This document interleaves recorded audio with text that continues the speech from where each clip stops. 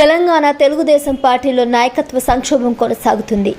దానికి త్వరలోనే full stop పెట్టాలని పార్టీ జాతీయ అధ్యక్షుడు నారా చంద్రబాబు నాయుడు డిసైడ్ అయ్యారు.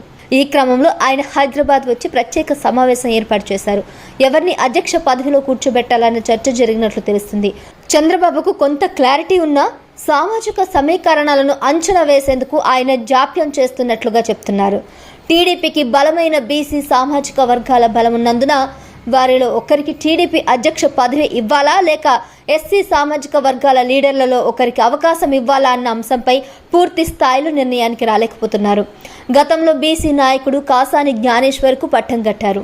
అయితే 2023లో జరిగిన తెలంగాణ అసెంబ్లీ ఎన్నికల్లో టీడీపీ పోటీకి దూరంగా ఉండడంతో ఆయన పార్టీ మారి బీఆర్ఎస్లో చేరారు. అక్కడ టికెట్ తీసుకొని పోటీ చేశారు, కానీ ఓడిపోయారు.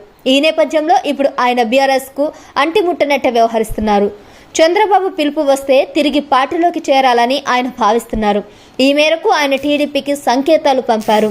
త్వరలోనే ఆయనను తిరిగి పార్టీలోకి ఆహ్వానించి పగ్గాలు అప్పగించే దిశగా చంద్రబాబు అడుగులు వేస్తున్నట్లు తెలుస్తుంది. బీసీకి కాకుండా మరొకరికి అవకాశం ఇవ్వాలనుకుంటే మాజీ మంత్రి బాబు మోహన్ కు మళ్లీ పార్టీలో చేర్చుకొని టీడీపీకి అధ్యక్ష పదవి ఇచ్చే అవకాశం ఉందని టాక్ నడుస్తుంది. ఆయన ఎస్సీ సామాజిక వర్గానికి చెందిన నాయకుడు. ఇటీవలే చంద్రబాబును మర్యాదపూర్వకంగా బాబు మోహన్ కలిసినప్పుడు పార్టీలో చేరే అంశంతో పాటు ఆయన హోదాకు తగినట్లుగా పదవి ఇవ్వడంపై చర్చ జరిగింది.